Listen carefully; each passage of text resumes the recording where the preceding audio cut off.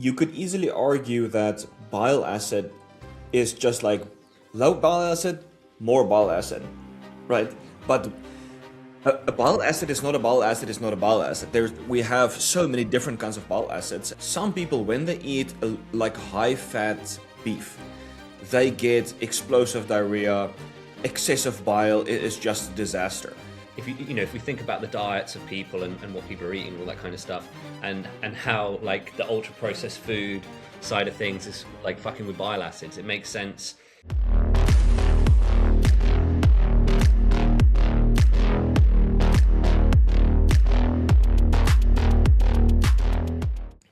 I did a bunch of reading up on bile acids and FXR receptors, and um, and where they are, what do they do, and all that kind of stuff. And so I had no idea that we had FXR receptors in the testes, right? And no idea about that at all. And there's one of the articles on mice or rats was in like the development of their male characteristics, and essentially it showed that it was all driven through that receptor.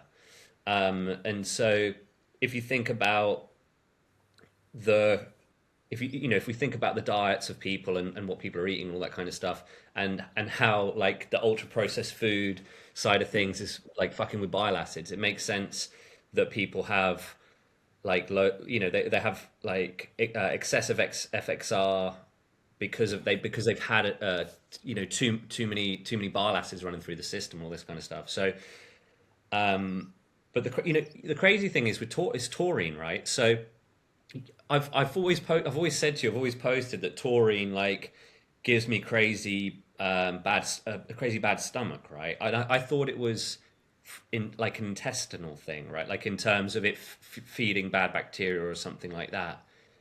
But yesterday I mega dosed taurine for the whole day. Like I probably had 20 grams of taurine, is a pretty big dose. I mean, it's not bonkers, but it's a big dose of taurine, right?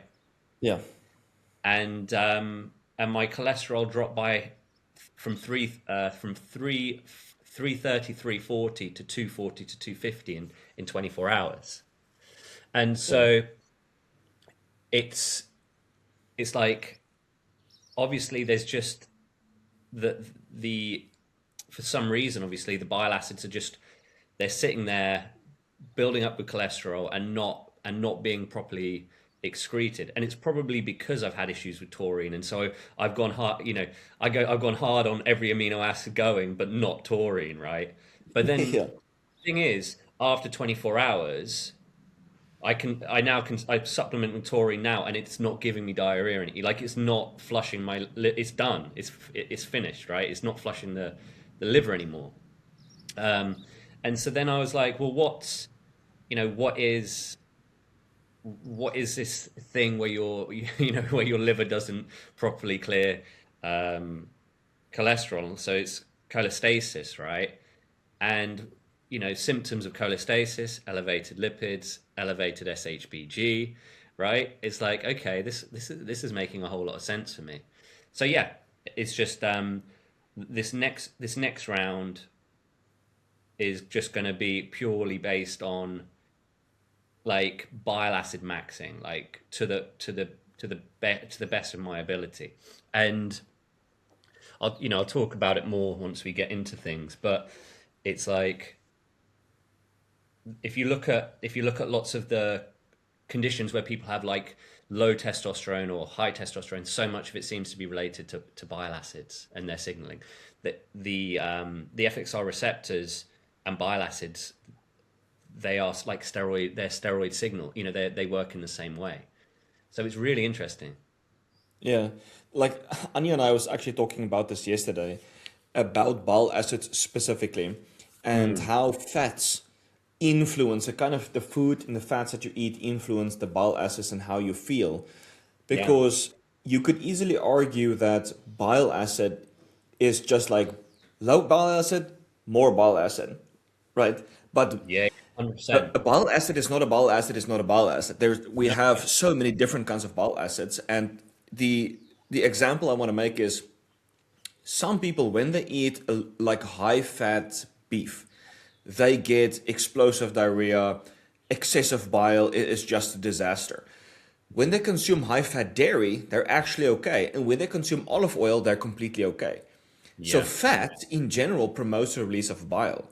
Now, why is different kinds of fatty acids as a whole food not causing those kind of symptoms? So what I want to do, and this is probably going to be a pretty damn pricey experiment, is going to do like high beef fat, high Yeah. lamb fat, high olive oil, high dairy fat, and to see like how those influence the bile acids. And so this is going to be a stool test. The Yeah. GI map with a stool OMX add-on, which is like almost like 700 damn bucks per Yeah. test. Yeah. But when I have done the milk diet experiment, I've had like the lowest secondary bile, because you talked a little bit about that in our messaging. It's Yeah. like Yeah. primary bile was normal, secondary bile was low. And it's kind of Yeah. like the secondary bile that can easily become inflammatory to the body. Yeah. So in terms of the inflammation side of things, so if there is cholestasis and the bile isn't being released, in like it's not being processed and pushed through, then that will leak into this into serum essentially, right? Into the whole body, and then that's obviously can be problematic. I don't know if you remember this, but like I think I spoke to you about it last year. But I'd had this like crazy itching on my arms, right? And there was nothing really that I could point to it, as to causing it. But again, elevated bile acids that are not being processed, either they're not being excreted properly or there's too much bile acid reabsorption. It can cause it, if you then get bile acids in the skin and it causes itching, right? So I think it's called pruritus. And so that obviously that was what I think was probably contributing it, and which is why my lipids can fluctuate so drastically in such a short period of time. You go to the doctors and they'll say, like lipids lipids stay the same. Doesn't matter what you do, whatever's going on. Whereas mine can swing by like 100 or more in short periods of time.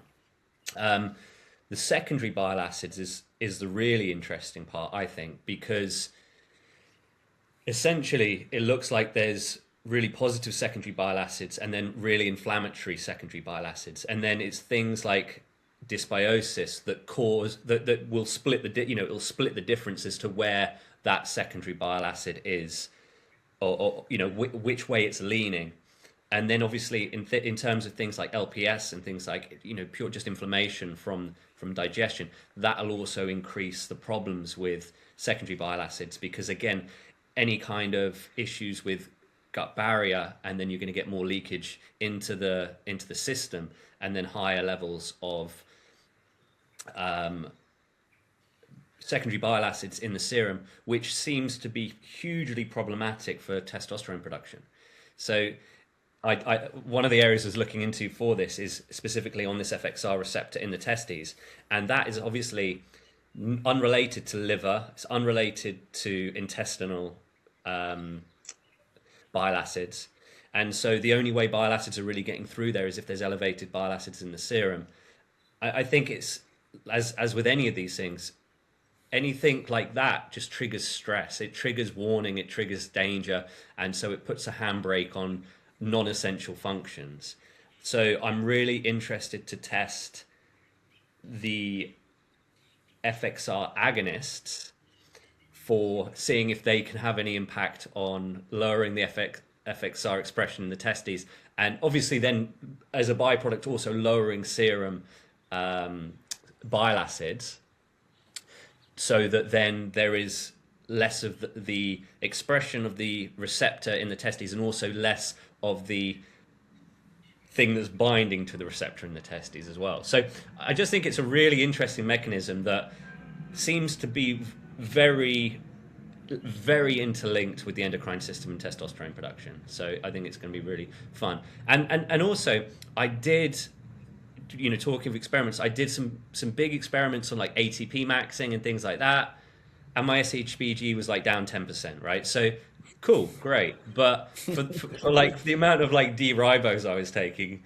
it just wasn't worth it. So this obviously being a completely a different mechanism, which does actually also feed into mitochondrial health and function as well. So one of the really interesting ways this is linked in too is that elevated levels of the secondary bile acids, especially I haven't got the notes on exactly which ones, but they will damage mitochondrial function and they will actually influence the Krebs cycle in a negative way. Like they're very inflammatory for mitochondria, and they'll also trigger more fatty acid oxidation as well, which again is contributing to less citric acid production or less of that smooth running of the mitochondrial type 1 energy production, which I think is also linked to SHBG production, because obviously people that tend to have an abundance of energy tend to have lower SHBG levels, right? So SHBG levels tend to be lower in obesity and things like that, where energy is in abundance, and SHBG tends to be higher if people are less in an abundant state and more in a stressed state, right? Um, and so there's a few stress conditions that are linked to higher SHBG. Obviously, cholestasis linked to SHBG, and also lots of other conditions where bile acids are compromised, and also where mitochondrial type 1 energy production is compromised, leading both of those like having higher SHBG levels. So I just think I think it's as the body works, everything's interlinked, isn't it? It's all one big moving system, and this is where like these are just cogs in the system, aren't they? So Yeah, but explain to people why you were doing ATP maxing. What was the kind of like reasoning behind that for the SSBG? yeah, so the reason behind that for the SHBG, which I still think is a valid reason, and I still think it's worth considering for people if they have high SHBG, and that is that essentially, obviously, when the body is in a stressed out state, or it's exercising a lot, or if you're fasting, or if you're training hard, then you have an upregulation of AMPK.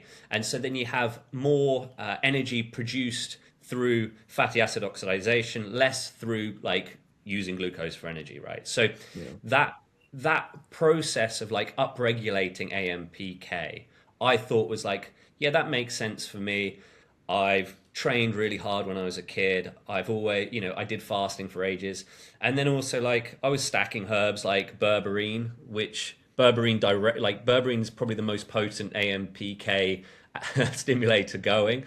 And it actually stops or it drastically reduces mitochondrial type 1 energy production as well. So it really pushes things, more to the AMP over ATP ratio, so it's more heavy on that side of things. So I thought, hey, maybe this is just like a ratio thing. Maybe this is just like low ATP, high AMP, high ADP, something along those lines.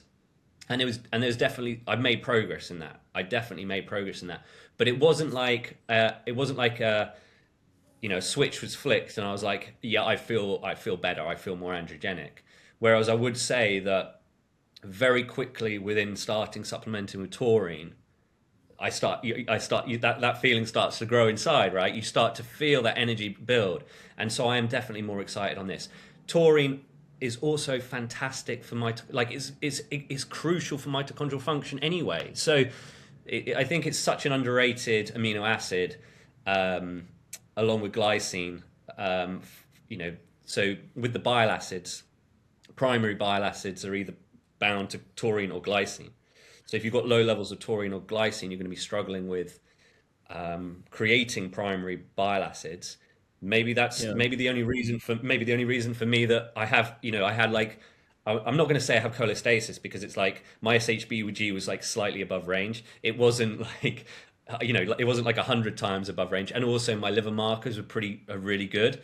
Bilirubin being a little high, but everything else was like solid as a rock. So it's not that I have like high levels of.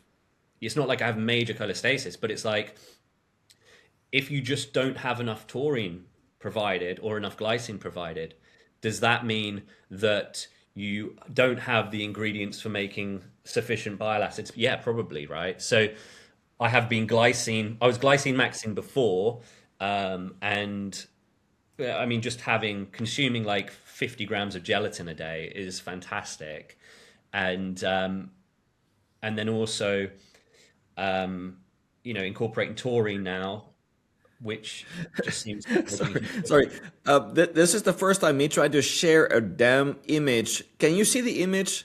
Yeah, I can see it. Yeah, yeah, I've got it. Right. You see the storing group, right?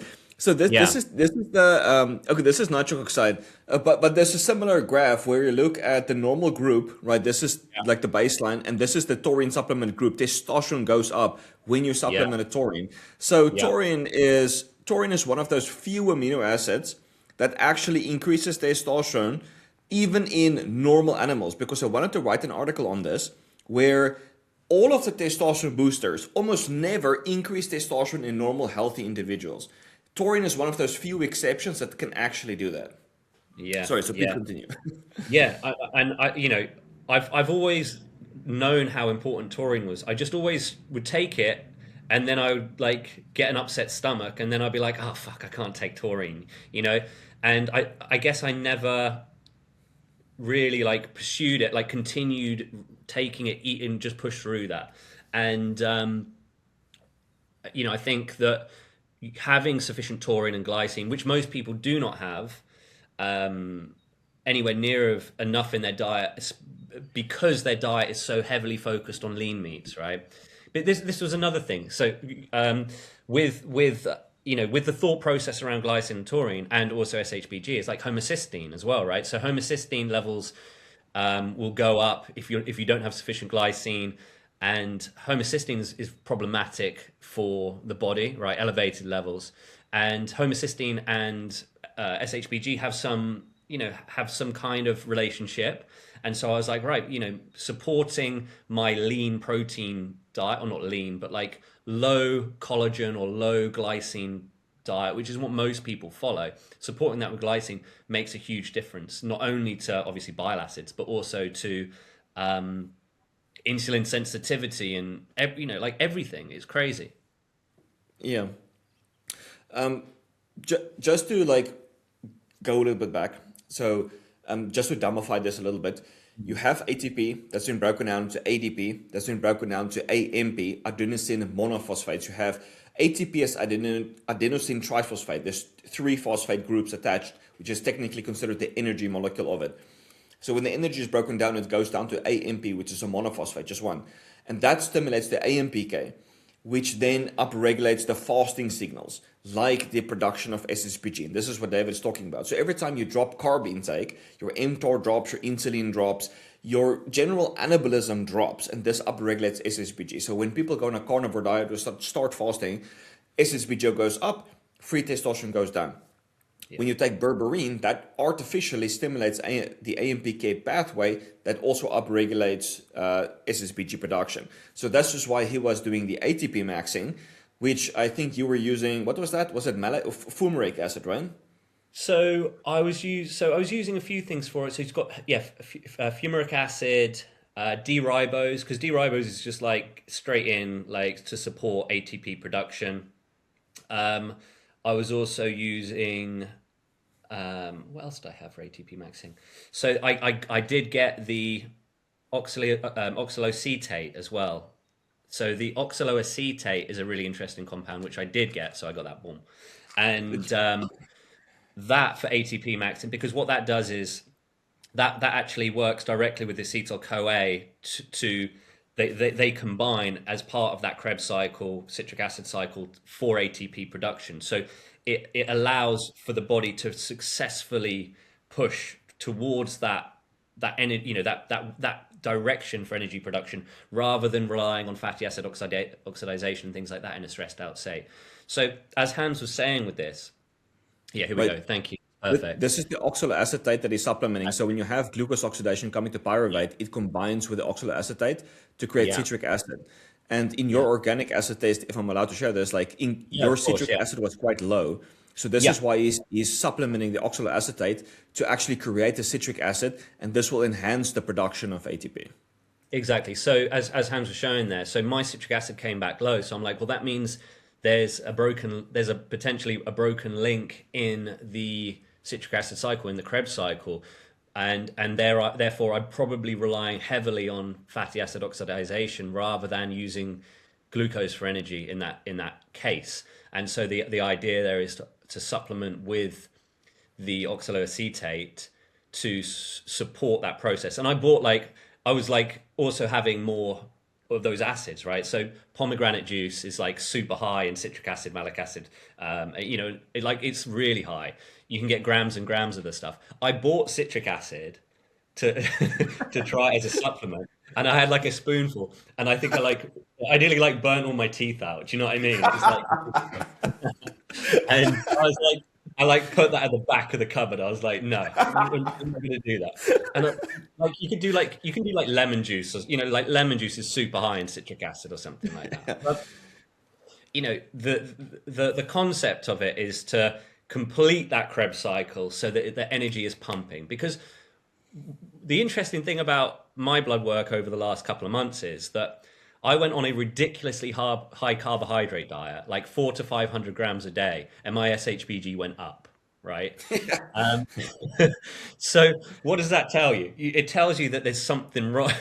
There's something wrong with the energy production. Something wrong with my energy production because I showed I showed Hans an image of my continuous glucose monitor thing the night before, and my insulin must have been so. I wish I'd tested it because it must have been so high because I had like 300 grams of carbs for dinner, and my blood glucose went to like it went off the chart like 200 and what like so high, and then it plummeted back to nothing so quickly, and I'm like, that shows a massive amount of insulin is present. Like it shows a huge amount of, because otherwise it will not come down. You need insulin to take the glucose out of your blood and transport it. This is the whole thing with with diabetes and type 1, type 2 diabetes. If insulin isn't present, then your blood glucose will elevate, and then it will struggle to come it will struggle to come down until you sort of burnt it off more. You're not going to have like high levels of glycogen storage and things like that. And so insulin was present, and carbs were high, SHBG was still high. I'm just wondering, you are doing carb cycling at the moment. So Yeah. I've had a few clients who had increased their SSBG with going higher carb, right? So technically you would expect a lower SSBG with higher carb. Sometimes going lower carb can actually normalize SSBG, going back into like the 40s, sometimes 30s. Yeah. Have you ever experimented just going like 150, 200 grams for like a week or two? Yeah, so prior to carb cycling, my carbohydrate intake was moderate. So it would have been, 250, 300 a day maximum. And prior to that, like going back 18 months, 2 years, I would say I was on the lower end of the carbohydrate. I would have some carbs intra workout. I'd probably have some carbs with my lunch, and then I would tend to go for a lower carb dinner. So overall, my carbohydrate intake was quite a lot lower, and my SHBG was still high, not as high. So for me, the higher I push up my carbohydrates, the higher my SHBG goes. And I'm not insulin resistant. So sorry, I'm insulin resistant. I am producing insulin, right? So if if if somebody is not producing insulin, then their SHBG is potentially higher. But that's I really don't think it's insulin related in the sense, not directly. Insulin does lots of other things. Insulin does lots of things, right? Insulin stimulates bile acid secretion. Like insulin, increases citric acid in the Krebs cycle. Like insulin does loads of things, and so it's not. There isn't like an insulin receptor in the liver that's going bing. I'm going to turn SHBG off.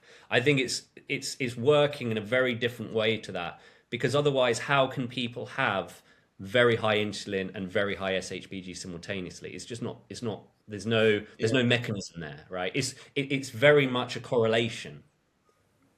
One of the things that I'm excited about is doing my genetic test because I Mm. forgot exactly, but someone was talking about putting in your whole genome data into some form of a AI platform. I can't remember if it's you, but someone talked about this. And then you can ask the AI because the main problem is when you do a genetic, especially a whole genome test, is that there is so much data, the AI, that the brain just breaks. It's just so much data. So, like, there's not a lot of platforms that can actually properly analyze it. And a lot of these guys that are doing genetic tests is looking at very, very, very limited Yeah, I amount of agree. data, right? So I Yeah, think there are now platforms that can properly analyze it. And so you can ask the AI questions like, look at my mitochondria, look at my vitamin and mineral transporters, the recycling, those kind of stuff. Look at my yeah, insulin genetic release, the insulin receptors, right? The genetic stuff. So because of that, this is what I'm thinking is that you could have normal insulin receptor sensitivity at the muscle, but at the liver level, where the SSBG is being created, that could be dysfunctional. yeah, absolutely. Yeah, yeah. And that would be more related to glycogen storage in the liver versus glycogen storage in muscle, for example. Yeah. But it could be, things like elevated so if you have elevated fats in the lipid in the liver, for example, that would be something that would cause less insulin sensitivity in the liver, as an example, right? So let's just say that you do have elevated, you have like cholestasis, or you have some kind of cirrhosis, or you have some kind of like fatty liver. Then that is going to be contributing towards like a lack of insulin sensitivity in the liver, purely through like inflammation and various other things like that.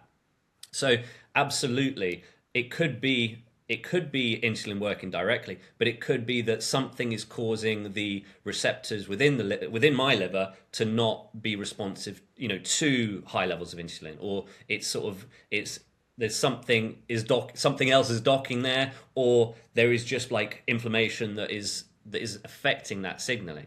So I ran one of the big genetic testing things, and as Hans said, it's like there's so much information, and the platform will give you a little bit of information. I did book a consultation with a doctor, like a genetic, one of these guys that runs through the details and things like that, which was relatively useful, but it's very basic in the sense of it's like they just go through the main gene, so it's like, have you got the MTHFR gene, and have which ones have you, and I had a bunch related to diabetes, like I had 3 or 4 gene mutations related to diabetes. Yeah, so there was definitely some stuff in there.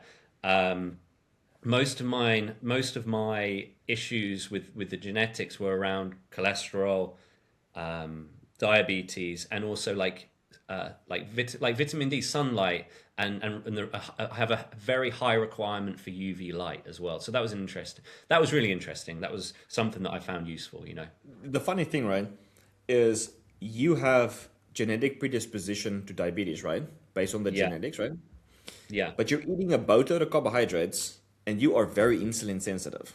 yeah, yeah, yeah, yeah. I mean, it there have been times when where I have had periods of time where my I've struggled with elevated blood glucose levels, but that tends to be stress related, and it tends to be if I've been like I had the flu at Christmas, and like it was the worst thing. I was so ill, it was awful, and my blood glucose was like sat at like 120 for like 3 days, and it did not budge, right? And so obviously elevated cortisol, elevated adrenaline, any kind of elevated stress response, elevated secondary bile acids, probably, right? Anything that's elevated like that will contribute towards um, issues with insulin sensitivity and blood sugar. um, Inflammation is one of the biggest, it's one of the biggest causes for pre-diabetes, type 2 diabetes. If people can just regulate their inflammation, then generally that is going to solve a lot of their problems. I wanted to mention one more thing before we continue. Um, One of the things, I don't know if I mentioned to you this like offline, but oxaloacetate can be transported out of mitochondria, and that's one of the pathways where it produces like goes into gluconeogenesis. And one of the things that people should understand, when you have high blood sugar, it's not always related to the carbohydrates that you're eating. It's not always insulin resistance. It's actually heavily induced by gluconeogenesis. So if your oxaloacetate is actually normal, but your citric acid is low, it could mean that for some reason your body is transporting it out and creating glucose via gluconeogenesis. And as you mentioned, like if you have the sickness, that sounds Yeah, yeah, awful, but right, your body's like, okay, I need to increase my blood glucose, which is a buffer effect. And yeah, because there is like harm, it senses harm. So now I have to create some form of a buffer effect. So now the oxaloacetate is being transported out and it's not creating citric acid. yeah, So yeah, supplementing more oxaloacetate could stimulate that pathway more. So like when you're doing this experiment, just keep an eye on yeah. your overall glucose levels and so on. Yeah, I mean, I've been wearing continuous glucose monitor for like three or 4 months now because I think it's really useful as when you're doing these types of experiments to see what's going on with my blood glucose, what's going on with my lipids, what's going on with everything, and so I'll definitely keep an eye on that. And as Hans said there, it's so funny that I get a lot of guys that come to me and they've been on like a keto diet and their fasting glucose is through the roof and they don't eat any carbohydrates, right? So it's the perfect example of where your fasting blood glucose and your kind of average blood glucose don't have that much to do with what you're eating, right? Like truthfully. And Yeah. it sounds crazy, but when you eat, obviously your blood glucose goes up, and then insulin will, you know, be released, and then that's going to affect effectively lower your blood glucose.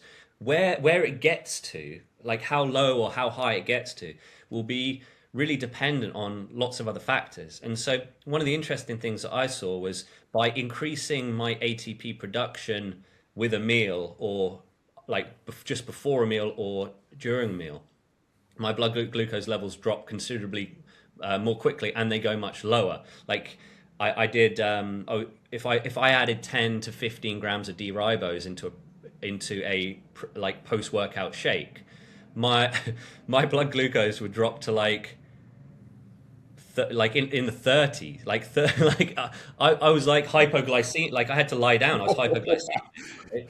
And so Yeah. a very small change like that, it was maybe in the 40s. It was three. It was like 2.8 or something. It dropped to, which is That's low. what's the conversion? It's like times by 18. It was really low, yeah. And I definitely had it. I got the sweats. I got the wobbles and the sweats. and, uh, and I was like, okay, less D-ribose with my carbohydrates. But it's interesting to see how just by changing things like that, you can massively affect your a response to the food that you're eating without actually changing the food you're eating. I know, Hans, you did an experiment a while back where you were doing like eating the same thing but following a different having different herbs or different things with it, and the effect on blood glucose was very different depending on different situations, right? Yeah, yeah. Oh, there's so much to talk about that. But Yeah. I tasted glycine, sugar, apple cider vinegar was kind of like the main ones. Then Mhm. you talked about the lysine, which was huge, and now you're talking Yeah. about the ribose. So those would be added to the list as well. So So lysine seems to be like huge, bro. So lysine is really interesting, right? So if anybody does struggle with very one of the things I would say about myself that like we talked about this before is that when I eat a high carbohydrate meal specifically, my blood glucose will spike very very quickly, like way faster than the digestion and absorption of carbohydrates. And we talked about this before, but like one for every 1 gram of lysine, it reduces gastric emptying or it slows down gastric emptying by 4 minutes. So what then you know what then I would see would, rather than my blood glucose, the biggest spike being 5 or 6 minutes after after consuming food, it shifted it to being like 90 minutes after food, which like that is such a crazy shift for like a Yeah. few grams of amino acids. And so I definitely think if anyone is struggling with, you know, rapid increases in blood glucose and then crashes, or they're considering like GL1, GLP-1 agonists, um, or antagonists. Um, so the GLP ones, they slow gastric emptying. That's their primary that's their primary function. Just take lysine, man. It does the same thing. Yeah, yeah. And what was the other one? The ribose. So what did you said you're going freaking hypoglycemic post workout with ribose? Did you taste it like in general as well, or just after workouts? So D-ribose will it rapidly lowers my blood glucose. Yeah, yeah. So if I took it now, my blood glucose would go down quite a lot, quite quickly, even without food. And so the way D-ribose essentially, you have an increase in ATP production, you have an increase in insulin, but it doesn't like work in the same way as glucose does. It doesn't elevate your blood glucose. So it's a really interesting fuel source in combination with other carbohydrates because it works in a different way and it can increase insulin signaling production. So for me, it's something that I'm going to experiment with, like as a post-workout option for improving like glycogen, restoring glycogen and muscle glycogen, things like that. Because bodybuilders, they pump themselves with high dose insulin with 100 donuts post workout, and all of those donuts go and build muscle, right? And it's because when insulin levels are really high, then you do get more of a push for the proper partitioning of glucose and the transport of it to muscle tissue, liver tissue, and all that sort of stuff. I was thinking about this is like if your blood sugar is really like your blood glucose is really high and then it becomes really low, where did it go, right? Where's it gone? And it doesn't just disappear, and it isn't just all magically excreted. It's either got to be burned or it's got to be stored, right? Yeah. No, I'm thinking about this because like at the moment I'm using IGF-1 DES, which is a very short half-life, but it's supposedly more potent than IGF-1 itself. So it could, in a form, like IGF-1 and insulin has overlapping effects. It also work on the insulin receptor. Yeah, So what I'm doing at the moment is I'm using it post-workout because I feel like sometimes if I use it before a workout, I become quite drained too fast, which I deem to be like hypoglycemia. Like your body is just like burning that too fast and shuttling into muscle, and then you yeah, end up being drained. So yeah. I should actually be tasting not my insulin, my glucose, let's say 30 minutes post workout without IGF-1 and then with IGF-1 because like insulin is obviously a dangerous compound to use. If you overdose it, you Yeah, can freaking damn die. yeah, Now, 100%. It's one of so the leading causes of death in bodybuilders is a coma from hypoglycemia. yeah, right. Yeah, So I think yeah, like IGF-1 might be a safer thing to use because like when you're lifting, your body is already secreting a lot of IGF-1 locally in the muscle. And so now you're using IGF-1 that could help to assist the adaptation of training and also to help with the nutrient partitioning post training. So I think I should taste that and we can talk about that next time. yeah. So I I think think it's that's I interesting. think I think it's a good test to do it to try it post like that because also it's the same with insulin, right? So you don't want high insulin. You don't really want high insulin while you're training. You want high insulin when you're consuming carbohydrates after you finish training. So one of the shifts I've made over the last couple of weeks is, well, for one, originally I was having like fruit juice with some D-ribose in pre and intra workout, and I had exactly the same thing where 30 minutes into my session I was like, man, I can't even lift. I can't do anything, right? I can't lift. I can't do anything, right? And it's because and I checked on my blood glucose, and it had gone, and it had bombed, and so I had to go like buy a Lucozade at the gym to just get back into, get back to a decent level of training. I was like, this isn't it. This is not the one. And so now what I'm doing, and this works really well, is before training, I'm not actually taking on any carbohydrates now. I'm just having some amino acids, so some protein basically. Either like 50-50 of collagen and whey, or just whey. Don't it, do- like it doesn't. I don't really care. And I'm having that pre-workout, and then I'll start intra-workout carbohydrates around 30 minutes into my session, and then I never have to experience a drop in blood glucose during my session. It's high at the start because I'm training anyway. So training, it kicks it up. Like training, people think they need like 100 grams of carbohydrate pre-workout. It's like when you start training, your blood glucose it goes up like Yeah. you've had 100 grams of carbs. You don't Yeah.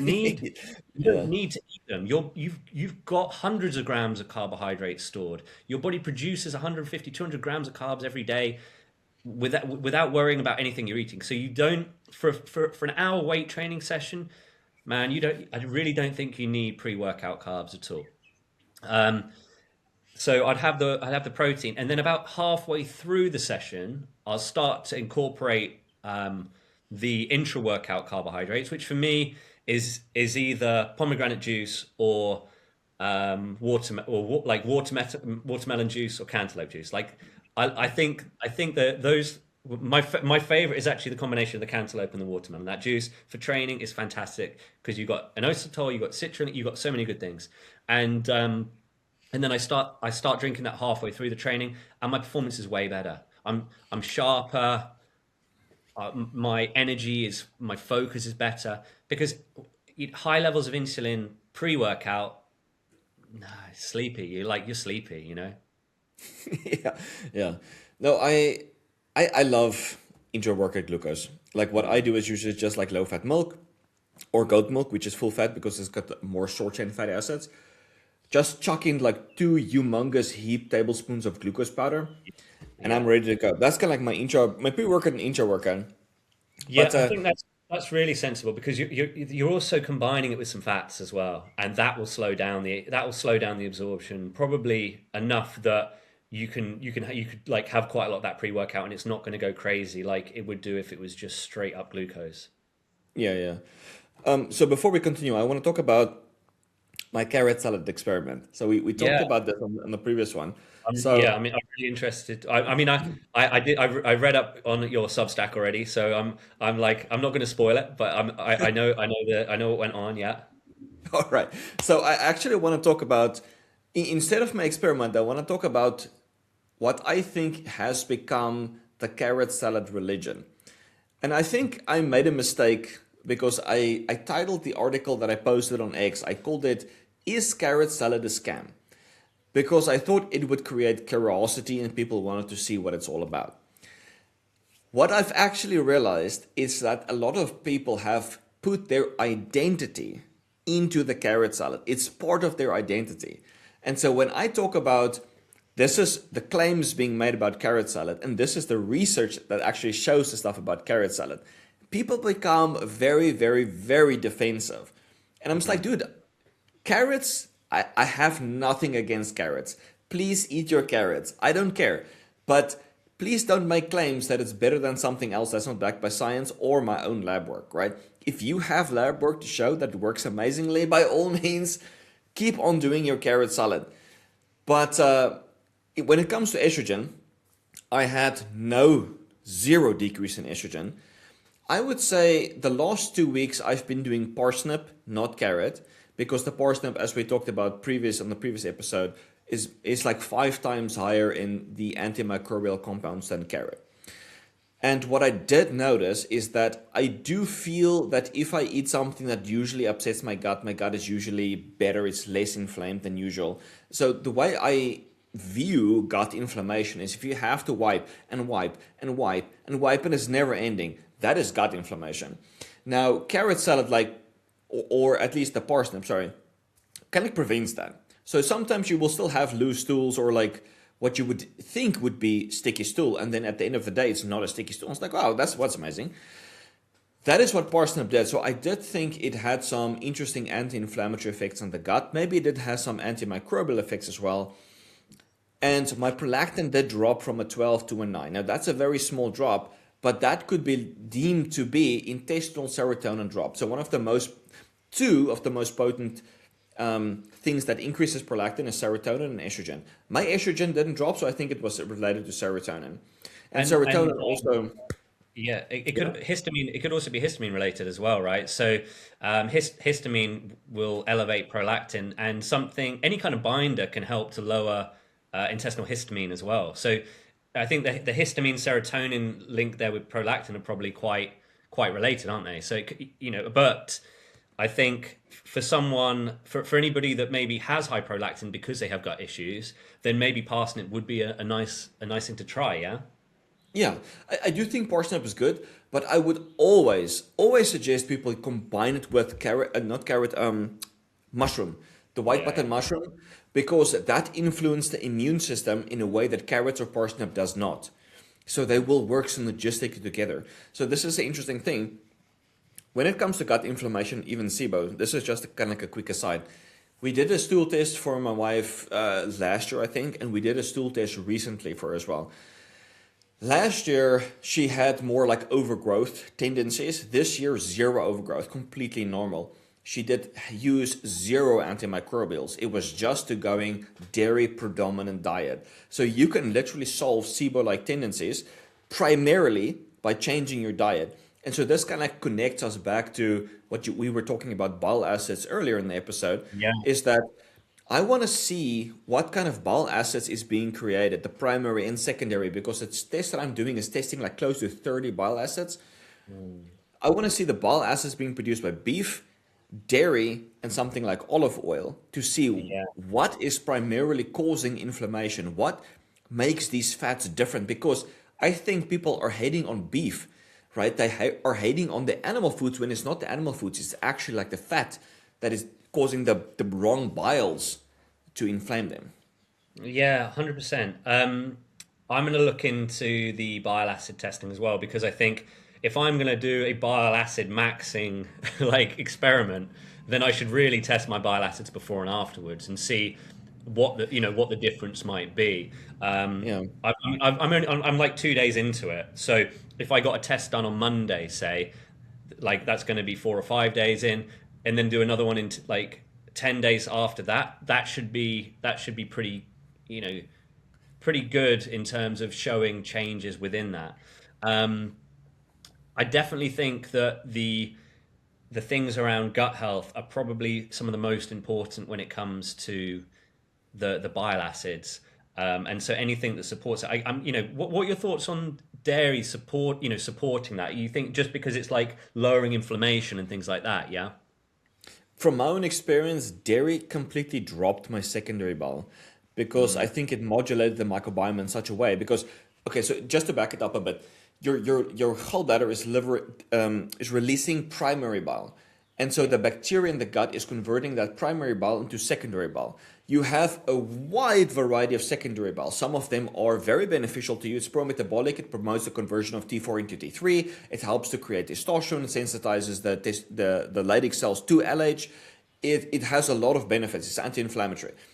Then you have inflammatory bile acids, and all of these depend basically on the microbiome, which comes down to the food that you're eating, not yeah, due to you are actually releasing bile acids.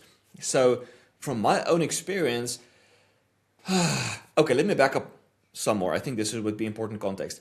When I was hypothyroid and I would have to drink a lot of milk, like dairy, I would feel much more cold. Maybe if I ate cheese, it would have been a different story, but if I drank a lot of milk, I would have felt very cold. Now that I've solved my hypothyroid problems, I can be on a milk diet, right? I'm hot all the time. It's amazing. So the milk diet, I think, or consuming a lot of dairy can also depend on where you are on your own health journey. Like this is always something that I recommend to people. It's like sometimes you have a sensitivity, sometimes you don't. You fix it, you don't. Maybe you develop a sensitivity. It's like our whole health journey is exactly that. It's a journey. And you have to be very cognizant of where you are in that journey. yeah, 100%. Yeah, oh, definitely. Um, yeah, I mean, the dairy side is something I think I should probably try and incorporate a little bit more into mine and see how that would help with it. Other things for the secondary bile acids. So activated charcoal, for example, is amazing for soaking up anything like that and clearing it out if there is too much of it.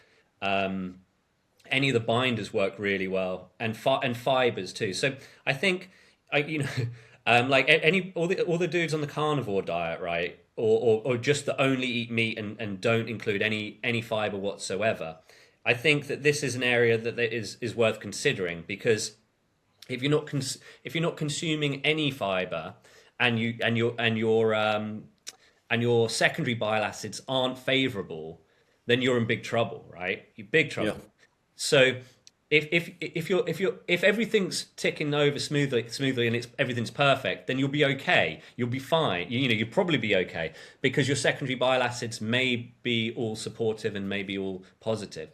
But if there's dysbiosis, if there's any kind of overgrowth or not, even if it's just like slightly too much of of those types of bacteria, then you're going to have an excess of these negative um, bile acids, and that's going to be really really problematic. So this is where I think incorporating high fiber is really beneficial. And I never was like crazy on fiber, going back a few years, but the longer I do this, the more I'm like, even on my like low carb days, I still get in a lot of fiber. I'll add in like the acacia fiber or the apple pectin or whatever it is to support with that. Because if you're eating like real high fat diet and you're not consuming fiber, then your LPS levels are going to be higher, your bile acids are going to be higher, your cholesterol levels are going to be higher, just because you're not binding any of it effectively and clearing it effectively. So you're reabsorbing all of it. I think so. Yeah. I think either fiber or binders should be, everybody should have them. If you're not Yeah. eating fiber, then at least put some binders into your diet. I would say it also comes down a lot to the kind of food and the fiber that you're getting it from. So there's a difference between like you're eating beans for fiber or you're taking actually acacia fiber or apple pectin. Yeah. Because sometimes a food, because it's so complex, can actually contribute to issues for you. And so this is where I focus on food supplements instead. And so one of the best fibers for me is just to white button mushroom. It's like that is the best one for reducing inflammation and getting you back to a ghost wipe. There was a guy, he doesn't like white button mushroom. I told him like, hey man, from bulk supplements, get the powder, 2 tablespoons a day. Boom, ghost wipes on day two. It's like problem Great. solved. Yeah, yeah, amazing. Yeah, I agree. Fiber is something I've always been sensitive to, so that's why I was less inclined to like load up on high fiber foods and things like that. But for me, using something like the acacia fiber, if I use that but have it away from meals, like if I just have it by itself, like if I have it with food, I get bloated, I get gas, I get real bad gas and things like that. If I have it on its own without anything with it, like with good separate, like 30 minutes before or after a meal or whatever, I have zero issues. And so I think that you can get your timing right with your fiber as well, so that you're not getting like a lot of people if they instantly go high in fiber.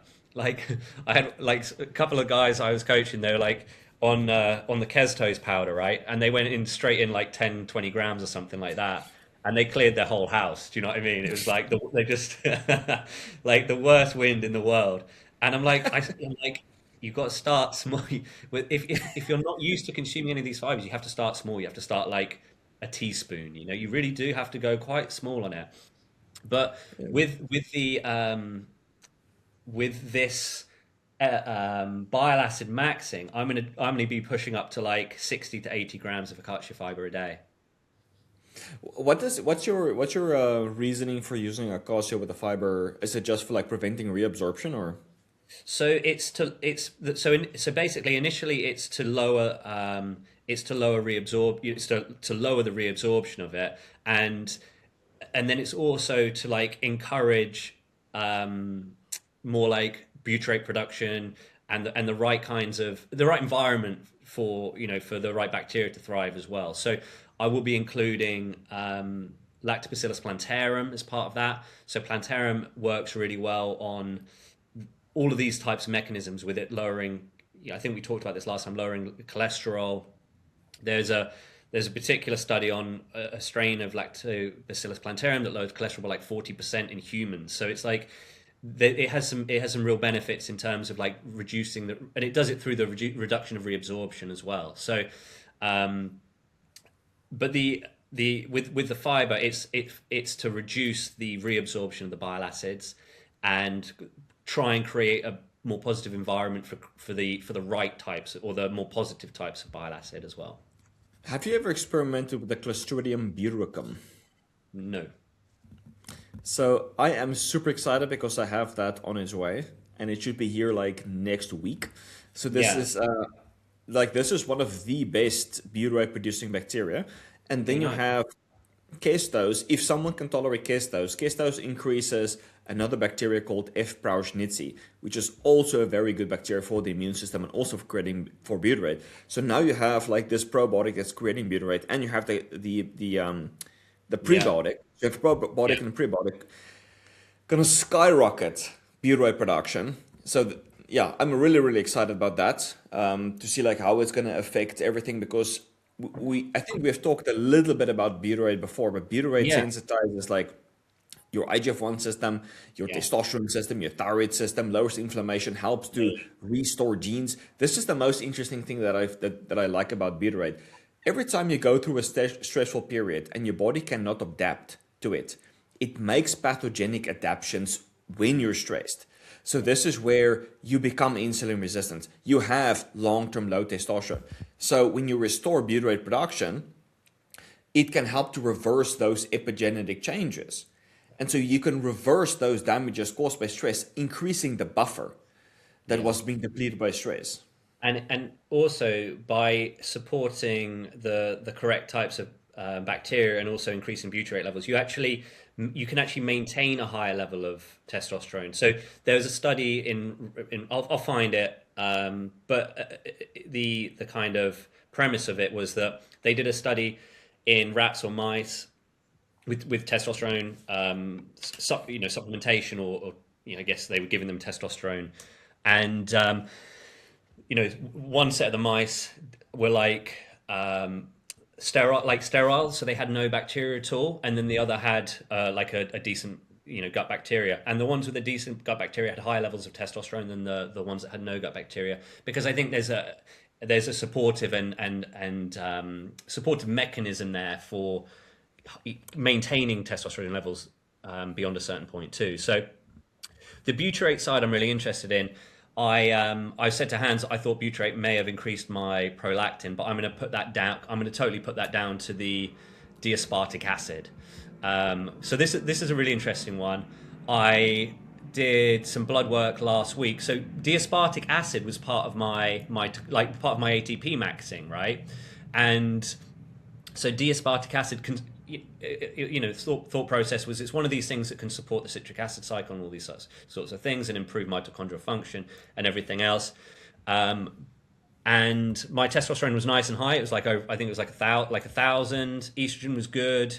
SHBG was like kind of, it was like, as I said, 10% down, so not bad. But my prolactin was through the roof, right? It was like double what it was on the previous test, and I seemed I seem to be very sensitive to diaspartic acid increasing prolactin. But then you do a little reading, and it seems to increase prolactin in a dose-dependent manner. Diaspartic acid does. So it's it's not surprising that my prolactin levels were so high. But as you know, Hans and I talked about this briefly, but elevated prolactin can be a problem, but only if it's like chronically elevated or elevated at the wrong times. So higher prolactin levels while you're asleep is kind of a natural mechanism to support sleep. So if you had low levels of prolactin, you're going to struggle to sleep. You're going to be a little bit more wired. And also you're not going to have your testosterone and DHT suppressed, which you actually need it to be somewhat suppressed in order to sleep. Um, and so then, as prolactin levels start to reduce through the morning, testosterone levels increase because prolactin will reduce the levels of testosterone, but only if it's high. And so I had on this test, I actually had above range testosterone and above range prolactin at the same time. So prolactin wasn't suppressing my testosterone production. And actually, I would be interested to see if I'd done the blood work an hour, like 30 minutes later or an hour later, if the prolactin had gone down, the testosterone had probably gone up, a little bit higher than what it was. Um, so I think, it's interesting there to see how it changes within maybe 30 minutes of waking versus 90 minutes of waking, and how much that might influence prolactin. And I would imagine Yeah. it influences it greatly. And I actually I can test prolactin at home, so that's something I'll test that tomorrow. I want to ask you a very personal question, and you are very welcome to say, like, I'm not going to answer that. So, with very low and very high prolactin, have you ever noticed a difference in your libido and sexual function? Yeah, I definitely think that when the levels are higher, there is a reduction in libido for sure. I do see that in how in the blood work and things like that. But then also there's other things at play as well. So for example, on some of the times where I have had high SHBG, on like very high SHBG, there's been definitely noticeable changes in libido and things like that. But prolactin, I think, based on the times it's been highest and how I felt, I would say that it does correlate with, I do think it does correlate with libido to an extent. So, but not to a point where it's like, I think when it's even if it's high within range, you can still have good libido. I don't think it's like I don't think Yeah, it's I don't think it's stopping anyone, right? Um, but also that is probably dependent on when it's high. And when it's high is dependent on your circadian rhythm and things like this. So I did a melatonin test, and my melatonin was like perfect range before bed, and so you know everything's running smoothly. And so then when you wake up, melatonin lowers, levels lower, prolactin lowers with it. So melatonin will increase prolactin levels, and so that's part of that sleep cycle as well. And so for anyone that has like really dysfunctional sleep or dysfunctional circadian rhythm, then prolactin could be a problem for them, because if their prolactin's peaking during the day, then that will affect their testosterone production and libido. Whereas mine's peaking while I'm asleep. So it's fine. So it's not, like, well, when I should be asleep. Mine's peaking at like 6 a.m. yeah, And so, perhaps as well, maybe I'll do a prolactin test like three. I'll do one when I wake up, one 90 minutes later, and then one in the evening, for example, and yeah, see how that fluctuates. And because it should there should be a natural rhythm to it. yeah. When is your libido the highest? Is it in the evening or in the morning? I would say in the evening typically. Have you ever tested your prolactin in the evening? No, so that's why it'd be an interesting test, yeah, because maybe the level's totally low and normal, right? Yeah. Well, Yeah, because for yeah, me, like your prolactin is quite higher than mine. So the yeah, highest my prolactin has ever been is like a 15. hmm, And the lowest it's been is like a 2. yeah, yeah, So yeah. I have not noticed a difference between 15 and 2. No, Like, I think because you're in range, I don't think you're going to see major changes because it's in range. It's in like, and it's within a fairly tight range as well, isn't it? yeah. Yeah, that's what I thought. It's like, you know, people in the repeat community has always talked about like you should be under 7. And it's like, dude, I have Yeah. not noticed a difference between 15 and 2. There is no perfect range.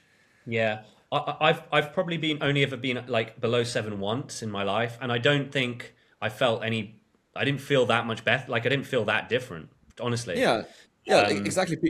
People would say like if you take something like bromocriptine, which is a dopaminergic drug that will make yeah, you hypersexual and crush your yeah, prolactin, like they argue like because you are crushing your prolactin, you will become hypersexual. But when my prolactin was 2, I was not hypersexual at all. Like my libido was like completely fine. yeah, and it's because the thing is, right. Cabergoline lowers your prolactin, and so people think it's the lowering of prolactin that massively increases libido, but it also massively increases your dopamine. you know Yeah, and so we know that dopamine is really important for libido. Yeah. yeah, prolactin like aside, like as a complete side conversation. Dopamine is important for libido, but to have chronically elevated dopamine is a problem in its like if the only way you can lower your prolactin is by having chronically elevated dopamine, then that's not good. There's some fundamental problems there, right? Yeah, yeah, Because yeah, chronically elevated dopamine is a stress just like anything else, and chronically elevated dopamine in over time will lower your testosterone. It's going to cause you problems if it's chronically elevated. yeah.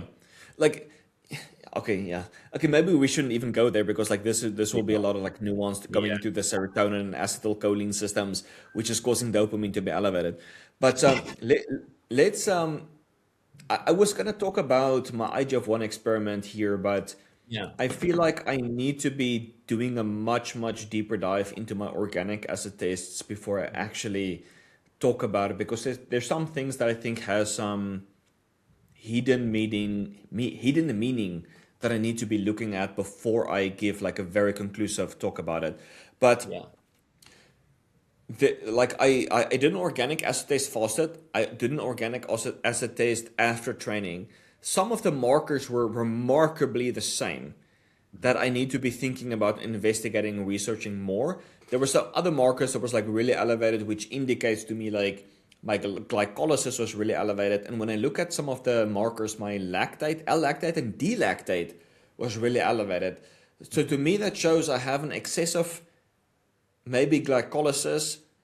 The lactate dehydrogenase is recycling a lot of the NADH back into NAD. So I'm considering maybe I might have a complex 1 problem, maybe coenzyme Q10.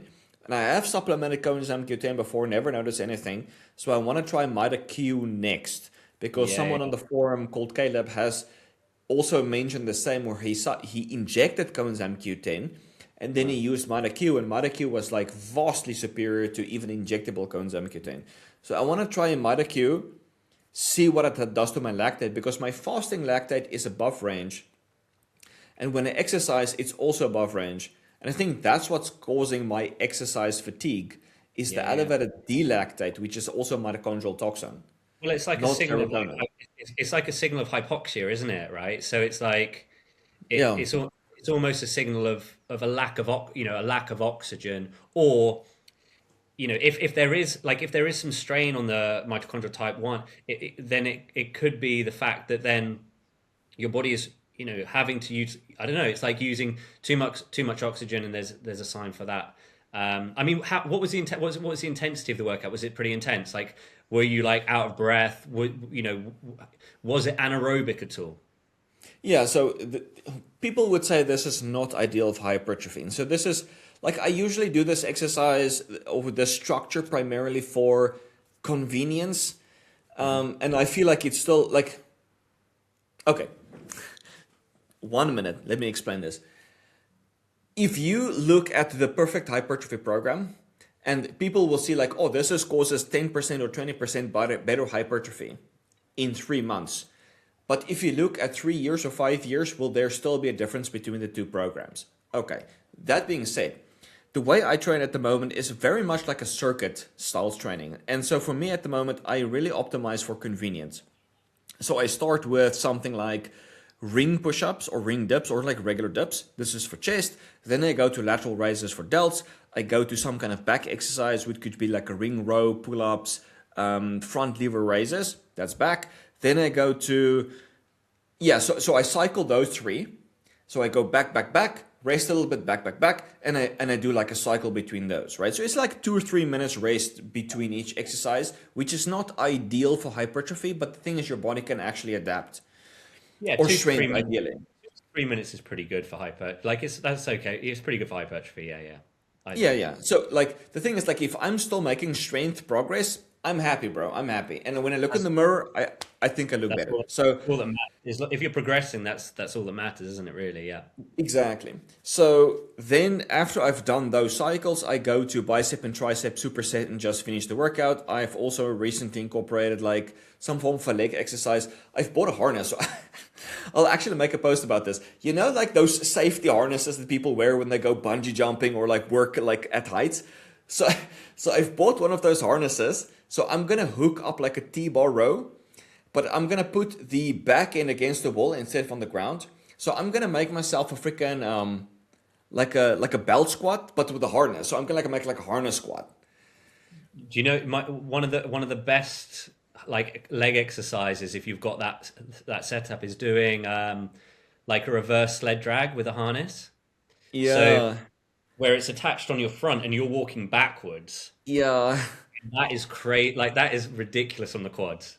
yeah. It's So you should, brutal. It's brutal. yeah, that would be a good one. No, I've actually thought about so my office, like where I'm recording, is like very close to our backyard, and what we wanted to do is completely flatten the backyard and to make like a track where I can do sprints, I can do like all of my elliptic exercises, I can do slate pushes and slate pulls, and that's exactly what I wanted to do eventually when we do that, because that is absolutely brutal. But Yeah. I want to be focusing on regular lunges, maybe like Bulgarian split squats, and then belt squats. Belt squats is blowing up your legs like a motherfucker. It's one of the best exercises I've ever done for quad development. The other exercise is, have you seen the Kabuki bar from what's that powerlifter guy? Which is this the one? Like what was? I don't know this one. No. The Kabuki bar. So dude, this guy's like a mad scientist. You should check him Yeah. out. Yeah. He has created like one of those safety bar squat Oh yeah. safety Yeah. bars. Yeah. But the things at the side can change. Cool. So you can change it to a low bar, to a front No. squat, Oh to a yeah. Yeah. goblet Yeah. squat, Yeah. Yeah. Nice. because it's changing the weight distribution on the Yeah. bar. Yeah. Yeah.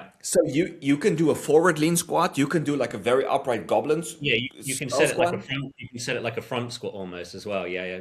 Yeah. You I'm, bring I'm it. gonna say yeah, I'm gonna send you the links so you can have a look. That is one of the bars I really want to have. That's cool. Yeah. Anyway, so that's kind of like my workout. What was the main point? I forgot what we were talking about. So basically, I was asking within your workout, like, is it anaerobic or is it like, Right. is it hypoxia? Like, are you oxygen starved? I would not say I'm oxygen starved, but obviously I'm not resting 3 to 5 minutes between sets. So it's that's more like a circuit style, and I think that's why my lactate was elevated. Yeah, yeah. I mean, I think that makes sense. And what kind of rep ranges and stuff? Like 10, 12, 15, what, higher or So lower? during this IGF-1 experiment, I'm going more for like higher rep ranges. I've moved away from the lower rep ranges because that's where I feel like the risk of injury is just too damn high. Like if I'm doing dips with 80 kilograms on my waist, like the risk of injury is too huge. If you're benching or doing like something, if you're doing pull-ups with like 60 kilograms around your waist, right? The risk of tearing something is just too big. So I would rather go to the higher rep ranges, slightly higher, like 6 to 8 to 12 Yeah, rep yeah, range, not yeah, like yeah. very high, right? No, yeah, And it's like, okay, I'm not going to failure, but at the moment, my training cycle at the moment is a little bit closer to failure. So if I'm doing like 8 reps, I can't help myself, bro. I can't help myself. I have to go close. I have to basically fail. yeah. I know. Yeah, it's hard, isn't it? Like, I mean, I think it depends how many sets you're doing and things like that as well, right? So, like, a lot of people, if they're doing like multiple sets per movement, then you don't want to go to failure too often. But if you're doing like if you're doing one or two working sets, then Yeah, taking it close to failure is not a bad option. But if you're doing like 4 sets, say, then you definitely wouldn't you wouldn't want someone to take 4 sets to failure necessarily. It's not going to contribute towards better progress than having yeah, one rep in reserve on every single one of those sets. So yeah. yeah. What I can say is that I think I have been quite surprised, happily surprised, by how I feel the IGF-1 has assisted in my recovery. Because if I, in the past, used to do 2 sets per muscle group per workout to failure, I would feel pretty much like, yeah, my joints is a little bit achy. I'm feeling a little bit achy, you know. But with the Hmm. IGF-1, I'm doing the same kind of workout, but I'm doing 4 sets to 5 sets, and I have no technically joint achiness. Like Yeah. today, I actually did skip my workout because like I was gonna train earlier today. I started to lift, and I feel like my muscles are feeling achy, and I Mm. feel like I can't put in max effort, but my joints were completely fine. And Yeah. so Yeah. to me, that was like, wow, the like I'm doing like 25 sets per muscle group per not per muscle group, sorry, per workout Session. Yeah. per Yeah. day, Yeah. and my body is not like destroyed. Yeah. So Yeah. it's definitely anabolic. Good recovery there for sure. No, that's good. Um, and with that, so because you measured the IGF one as well, right? And there, what were the like anything there? Like, did you see anything? Like, what were the biggest kind of Were there any big changes in the blood work there with that? Because obviously there's the organic acid test showing some of those things, but what? Yeah, I mean, is there anything showing like improved recovery markers or anything like that? The blood test does not reflect that as the organic acid test. That's what I would say. So I'm gonna do that one Monday. I'm gonna send it in. We're gonna have to wait 3 weeks to see the adaptation phase. But I know if when I did not use IGF-1 and I wanted to push 3 sets per muscle group per workout, that's when I started to feel really achy. Hmm. Now I'm doing 5 sets and I'm feeling like less achy than before. So Yeah, definitely the recovery capacity. there's some adaptation there, isn't there? Yeah, yeah. Yeah. Yeah. Nice. So like, as you know, building muscle in 4 weeks is, you're building this muscle, this little Yeah. muscle. So if You- I'm gonna take before and after pictures, I'm gonna be looking bigger than I was before. It's probably not muscle. It's just gonna be like glycogen and those kind of stuff. And like if I look in the mirror, I'm doing like bicep pops and those kind of stuff. I can see for sure I'm looking better, but I'm also looking Yeah. more sculpted, and my weight is actually the same now as before. So I've not gained weight. It's not fat. So I'm looking forward to that. But obviously, you're not gonna gain a kilogram of muscle in a month. It's just not even gonna happen. So I think that one of the biggest misconceptions around muscle building is that you can build a lot of muscle quickly, and Yeah. you just can't, right?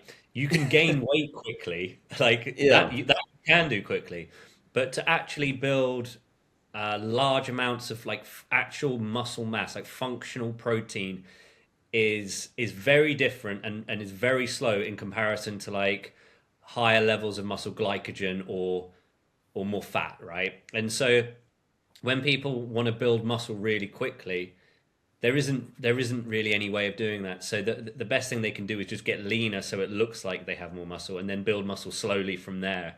Um, the I get a lot of people coming to me like who have done they've done like come off the back of a dirty bulk, Yeah. and it's like they start the bulk at like 85 kilos, then they bulk up to 100 kilos, and then they do the cut, and then they finish the cut and they're 85.5 kilos, right?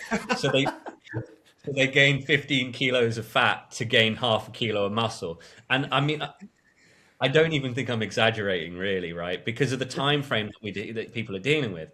And so I always tell people in terms of muscle building, it's like just if you can get lean first, then your body is more responsive to muscle. You have better insulin sensitivity. You've got lower levels of estrogen. You can as long as you're not in a large calorie deficit, potentially have more testosterone levels as well.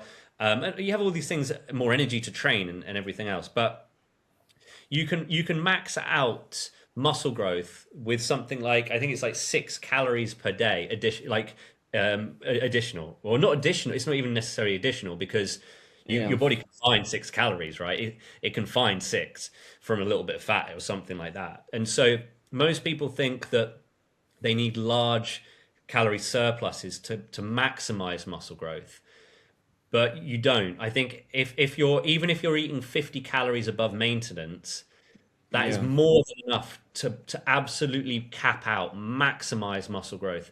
And then anything more than that is going to be contributing towards, body fat. Yeah. Gaining some body fat can help in some respects, but not really in positive ones. So like when you're heavier, you have better leverage, so you can lift more, and all these sorts of things, right? So it's like, but in terms of actual muscle mass, you can absolutely cap out and maximize muscle growth with like no more than 50 calories on top of maintenance. Yeah. I mean, we've all done the big bulk and then the cut and then gone, hey, I look exactly the same as last time I did a big bulk and cut. Yeah, the thing is, there was a bodybuilder, there's a Polish bodybuilder. He's an ex bodybuilder. I don't know if you know him. He's more active on X. His name is Bartek K. Have you seen Mhm. his tweets? No, I So haven't. he's a pretty freaking jacked guy, Yeah. like pretty damn jacked, like 260 pounds kind of jacked kind of guy. Yeah. Yeah. And he said, and this very much resonated with me, is like it's actually much harder to build muscle than it is to lose fat. In Yeah. 3 months, you can be ripped, but try to build like 5 kilograms of muscle. It's way, way harder. Yeah. Yeah. Well, the thing with that is because with fat loss, you can just create a larger deficit and you will lose more. With muscle gain, adding more surplus doesn't add more muscle mass. Yeah. So, one you can go big on it, and the other one you can't.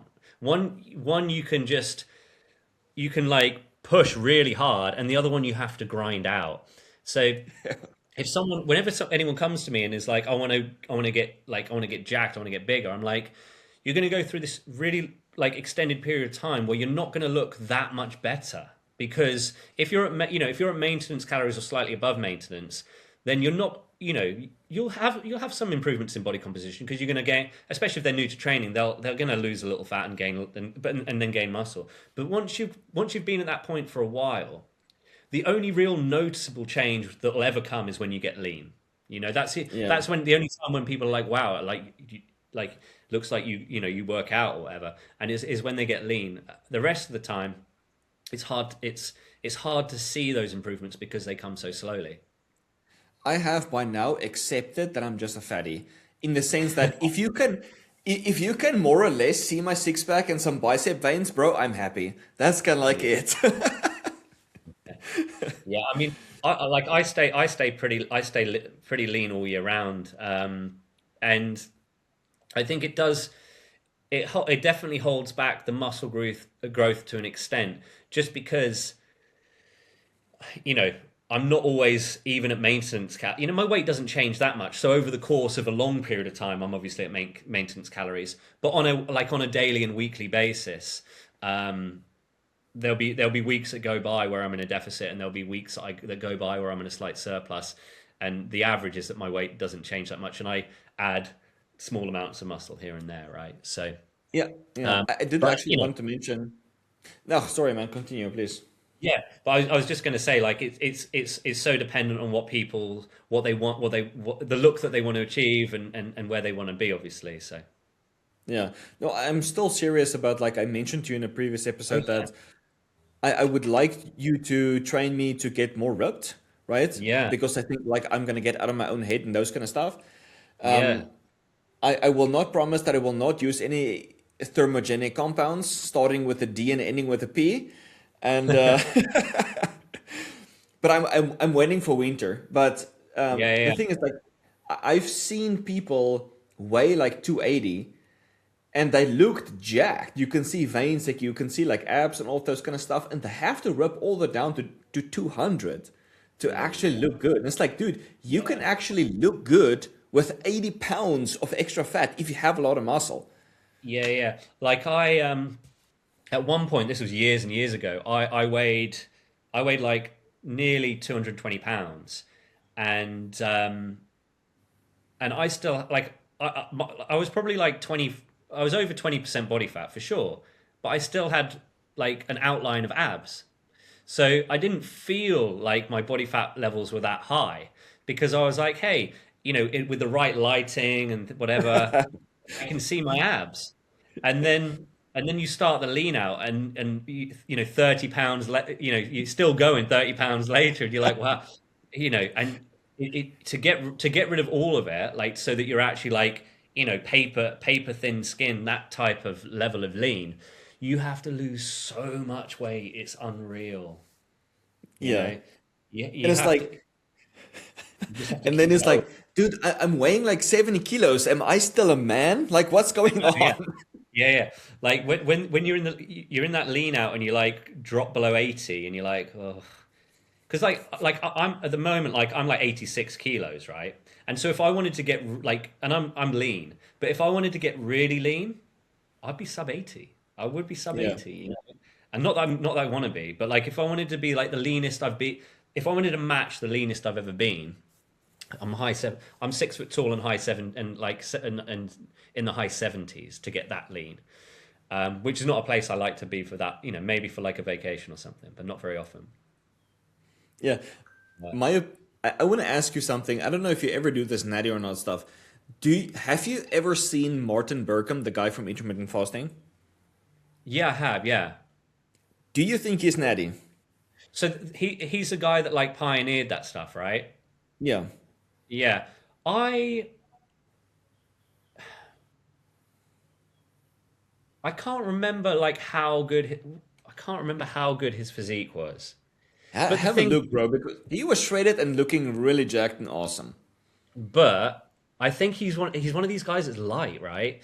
So, you know, I think he's natty. The reason I say it is because when these guys are light, you know, maybe some fat, like maybe some fat burners or something like that is what comes into play with that. But like, so you know, obviously, like I've worked with a lot of actors, and people are always like, "Oh, dude, that guy must be like on all sorts of stuff, and he must be like 220 pounds and what." And it's like he's like 175 pounds for for the shoot. Do you know what I mean? There's just this. It just gets the size of things gets completely put out of perspective because they're Yeah. so lean, and it's like one of my biggest inspirations for getting into training was Brad Pitt in Fight Club or Brad Pitt in Snatch or something like this, right? Or And what's the fighting one with the yeah, with Norton, it's called Fight Club. Yeah, no the one who is bigger, man. The what the Trojan one, Troy, the Troy as Troy, well. Yeah. yeah. So Yeah. those three, and it was actually one of my friend. It was a good friend of mine that trained him for all three of those movies. But he weighed like 62 or 65 kilos or something like that, Yeah. right? He's Yeah. tall, but everyone's like, "Wow, he looks amazing." And it's that is what happens when you get really lean and then get a pump. When you get really lean and and have a pump, you look 10 kilos heavier than you did when you were when you were 10 kilos heavier, right? So the quickest way of looking like you've gained 10 pounds is by losing 10 pounds. You know, that's what that was the old saying, and it is so true. Yeah. The funny thing is, the other day I did like a workout. I was in the sun, so the sun obviously pumps you as well. And it Yeah. reflects. My wife took a photo of me, and I look at the photo. It's like, dude, I look roided out of my mind. And it's like, dude, that's just a pump and good lighting. It's not like the way I actually look like. No. You know, like I walk around pretty flat most of the time, and then you go train, and you look 30% bigger with a pump. I mean, and that's but that's the thing is with the work that I do in the film industry, that's the trick. So it's like everybody sees the end product, but they don't see the actor doing curls and lateral raises and push-ups for 20 minutes, like with 250 grams of carbohydrates down their neck. Like they don't see that. They just see the end product. They don't see the kind of the tricks that go into getting there, right? And Yeah. you know, I'll be in there the day before making sure the lighting's right, and you know, working with the guys that are setting up the lighting, maybe the DOP or whatever, whoever's doing it with its publicity or whatever, making sure that it's dialed in so it does a lot of the work for us, you know? Yeah. What was I gonna say? Oh yeah, in terms of the ring push-ups, Yeah, before we end this episode, because we're talking a lot about training right now. So, I've been training. Like, what do you think about this? I've yeah, been training the ring push-ups, going yeah, around here and then through yeah, here. Like, let's say like 3 reps, just yeah, like pull-ups, not the yeah, muscle up, just like regular pull-ups. yeah, And then I become too tired, and so I just like put the ring through here, so it's like a dead grip yeah, ring pull up, And dude, have you felt how that works your forearms? It's crazy. So nothing pumps up this part of the forearm like muscle ups. Like it's like it just blows. It blows up. It's insane. I was saying to you I was saying to you last time that I need to put them back in my program, and I haven't done it yet. But I think tomorrow they're going to go back into my program long term because they are so good. And I'll get some weighted ones going. I'll do the video thing on it. Have you tried doing them where you start with your feet on the floor and you can just use your feet as a little bit of assistance to help you get up for the first reps? Have you tried those yet? I feel I cheat too much. I Sure. no. Yeah, so what I do is I should actually take a photo because my rings are next to my pull-up bar, which is against the wall. So I can put Yeah. my feet against the wall, which is somewhat of a resistance, and I think Yeah. Yeah. that helps me instead of like pushing on the ground. Yeah. So Yeah, that that's helps. good. Another really nice way of doing it is you put a gym like a band. If you put that through, you can actually either put it through and so you sit on like if you put the band all the way through both and you sit on it in an L sit position, that's really Yeah. good. Or you put the band through one of the rings and you stand on it and then you use that for a little bit of extra leverage as well. So the band assisted is a really good way of getting that next step over as well. I think I'm absolutely one of those extremely lazy guys where eventually, if I can do the ring muscle ups, that's probably all I would do. It's because Yeah. you're working the lats, you're working the biceps, you're working the forearms, you're working the triceps and the with the dip. You're doing like the whole body. It's like it covers everything. I think if you could only do one exercise for the upper body, then that would be the one, right? There's nothing else that hits everything like that. And normally in like multi joint, multi muscle exercises, there's like obviously like key limiting muscles. So if for example someone's doing a Cuban press where you go externally rotate, like this, like the rotator cuff for for that rotation is that's your limit, right? Yeah. That movement is much weaker than the curl and it's much weaker than the press. On the muscle up, it's relatively even distribution. When I do a good muscle up session, I don't just feel sore in one place. Like, if I Yeah. haven't done it for ages, if I finish a muscle up session, my forearms hurt, my biceps hurt, my triceps hurt, my chest, my shoulders, my lats, everything. You can feel it everywhere, which mean it shows that there's a fairly good distribution of muscles worked, I think. Yeah. So if you have discovered like the Superman version of all exercises, why did you stop, bro? What's going on?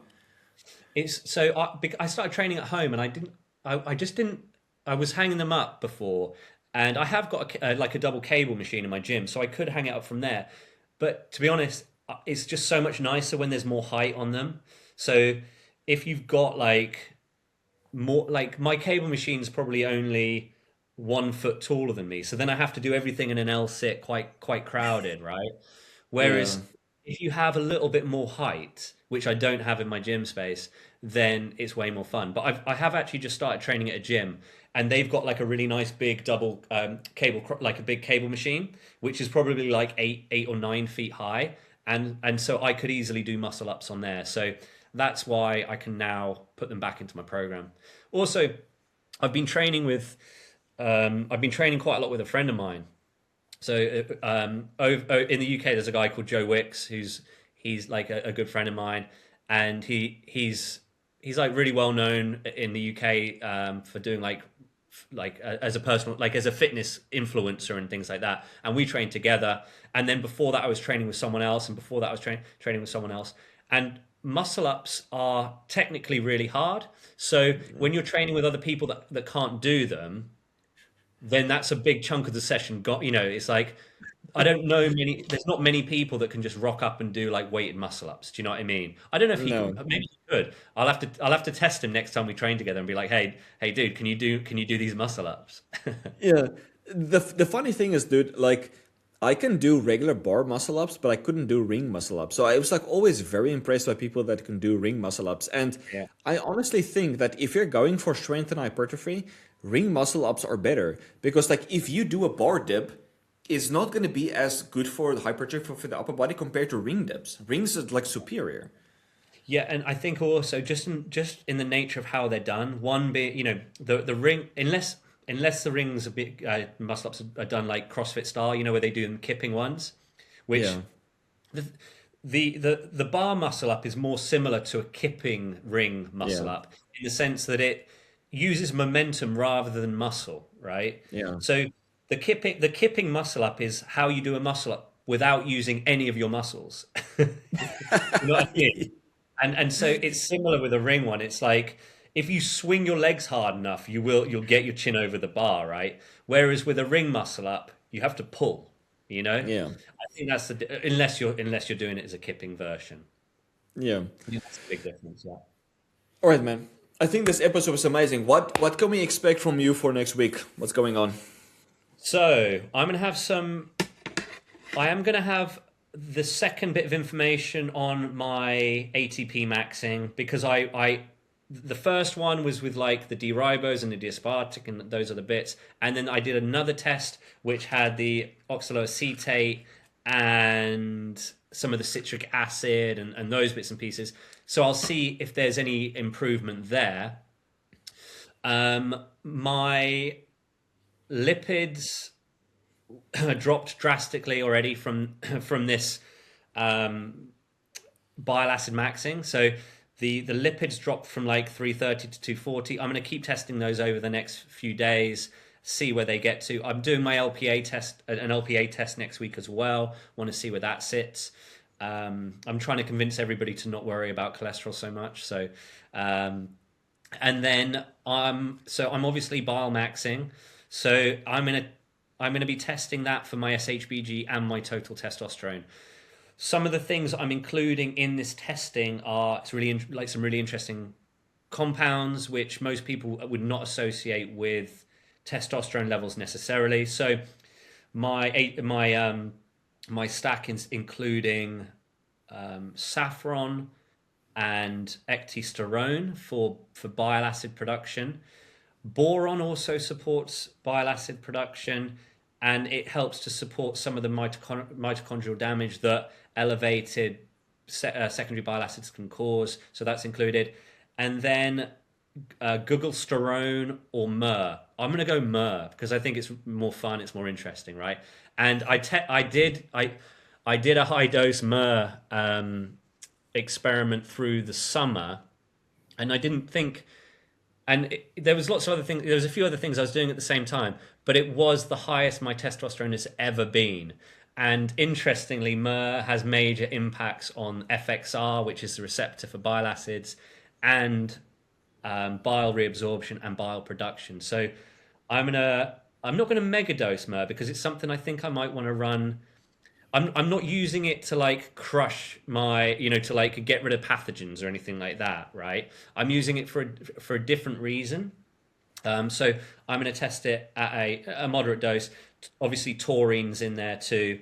And then one of the other things that I was interested in including was spermidine for this as well. So spermidine shows some really interesting benefits in terms of reducing oxidative stress caused by things like bile acids, right? So there's there's a there's a really badly done study on like 10 men, but it shows massive reductions in cortisol and a 48.9% increase in testosterone in men under the age of 50. And so I'm like, I know it's like a bad study, but also big increases in DHEA for men and women. I think for women, their DHEA went up by like 70% or so. Like it was crazy. Was that So I'm was that spermidine? yeah, yeah. So I mean, I'll send you the study. It's badly done, and it's like no, like hardly any people, and it's really vague, but it's still quite interesting. But there is some definite crossover between the spermidine and the bile acid side of things. In particular, I think in terms of like protecting the testes, right? So anything, all of these sorts of compounds that can support testosterone production without increasing LH, they're like friends to your testes. They're like managing your Leydig function and all these sorts of things. So yeah, the study Hans is But yeah, while you search for the study, Yeah. augmentin goes into Mm. the spermidine pathway. So it Yeah, would yeah, be yeah. interesting if you could compare the augmentin with the spermidine itself. Yeah. So what I want to do is, so essentially, I started the testing with everything, and I was like, right, these are all the things I want to test individually. And then I got all the bloods back, and I'm like, damn, like I can't, I'm not in a great place to test things individually because there's so many variations within my blood work. My prolactin's like choppy, my SHBG's too high. I can't test things effectively for DHT because my free testosterone was too low on those original tests. So like if you haven't got like if you haven't got enough free testosterone, nothing's going to help your DHT. So Yeah. I'm like, I personally have to fix these fundamentals before I can do the more interesting individual study, individual cases. So I have to go right. This, because this isn't about supplements. This is just about mechanisms, isn't it? So this is bile acid, right? That's the thing I'm looking at. So if I know that bile acid is the problem, then I can then continuously, like manage my bile acid and then also test other things that coincide it. But yeah, the spermidine is an interesting one. The regulatory effect of biogenic polyamine spermine and spermidine in men and women. So they use spermine and spermidine, spermine or spermine, I don't know. It's not something I've come across before. Is broken down from spermidine. So if you have high levels of spermidine, it breaks down into spermidine. So you're getting both. But yeah, 48.9% increase in testosterone in men under 50. And it doesn't specify that they're like low testosterone. Well, in fact, it tells you what the increase was. So it tells you that the increase was 28.3 PG mil. PG per mil? Is that 280 nanogram? What's the nanogram per deciliter? What's the That is a conversion? two. That must be a 283 nanogram per deciliter increase, right? Yeah, which is decent, which is a lot. Well, I mean, if those dudes are coming in at 280 and they're leaving at 560, like that's big, isn't it? That's really big. That's it. So, Yeah. you know, But you can do um, that with diet. The thing is, like, I would like to see you with, like, you sent me a screenshot. Your testosterone is like gigachad levels. So I want to see, like, yeah. where your testosterone is gonna go from here. Yeah, well, yeah, this is the thing. So yeah, on that last one, the testosterone was over 1,000. It was over 1,000, right? And SHBG was top of range, but not like crazy high. So free testosterone was still in the upper like 80% of normal. It's still in the upper range. What I'm interested to see is if if SHBG comes down, how will that bring my testosterone down with it, or because obviously if you have high SHBG, your body has to produce more. It works both ways, right? So SHBG and testosterone works both ways. If you have high SHBG, your body has to produce more testosterone in order to get more free testosterone, in order to get estrogen, to get DHT, in order to get everything, like all of these things, right? Yeah. If my SHB dropped in half, what would what would then happen to my testosterone? That's going to be an interesting thing to see, right? Yeah. And how would I feel if my SHB if I had 1100 testosterone and half the SHBG that I have now, how different would I feel? Would it Yeah. make a massive difference? It's interesting. What I would like to see is, and I don't know if you've looked into the studies with androsterone and like the 5-alpha reduced metabolites, but they called it the androgen pool that people Mm. experience, right? And I think this is very understudied, and I think you can test this more or less with a Dutch test. It's Yeah, like you want to see not just testosterone or free testosterone per se, you want to see your whole androgen pool change. yeah, yeah. So, and I mean, so linking into all of this, androstenedione, um, directly binds to the FXR receptor in the testes, right? So that's one of the mechanisms. So, resveratrol increases SHBG by binding to the FXR receptor. So different things interact with that receptor to alter sex hormone production. Androstenedione binds to FXR. I don't even know if it increases SHBG or lowers it. I just know that it binds to it, right? So I don't know what it does, but it's interesting to know that derivatives of testosterone are acting on bile acid receptors. That's an interesting thing, isn't it? And it's by itself. So, but yeah, Yeah. a Dutch test would be really beneficial. But I would rather do it once I have a better handle on my SHBG, because I think then I'll be able to see more clearly. Not that the SHBG was down quite a lot last time, but I want to see it like I want to half it before I do a Dutch test. The thing is, like, I wanted to say this much earlier into the podcast, but I was very interested into bile acids, let's say last year. But Yeah, I remember you. I remember my you main, really be- got into it, and you said you got a lot. You got some info coming on it, but it's yeah. I mean, what did you learn? Where did you get to? I technically gave up. The reason why I Yeah, gave up was because I couldn't test them. Because yeah, the thing is, I could test was total bile acids, but it doesn't tell you what kind of bile acids. Because when you look at the FXR receptor, you have bile acid antagonists and you have bile acid antagonists. So if you look at the total bile, you don't know what's going on. And so only I think this year is when got the GI map offered this tool OMX. So yeah. last year it was not available. It's only this year that I can now look at the individual. But now the problem is the stool OMX is in the stool, not in the blood. There's a difference Yeah. between stool and blood, which makes it quite damn complicated to actually test. Yeah, it would be massively different.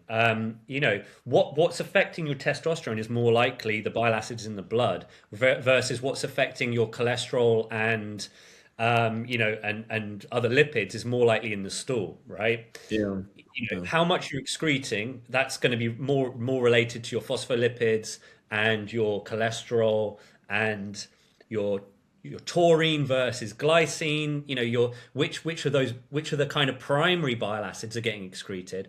In Yeah. terms of, I mean, obviously, if you had high levels of those in the blood, then you would know that you are having less of a that there's some kind of reduction in the excretion of them from the gallbladder, liver. So if they were elevated in blood, you would see that.